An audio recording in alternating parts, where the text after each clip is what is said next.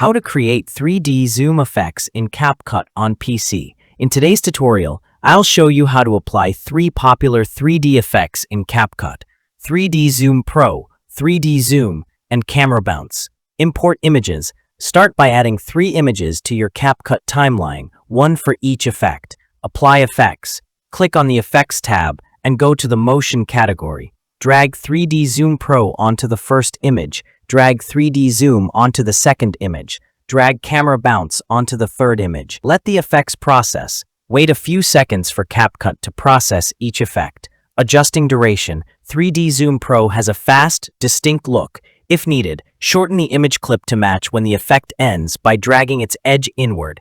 3D Zoom is slower and more subtle than the Pro version.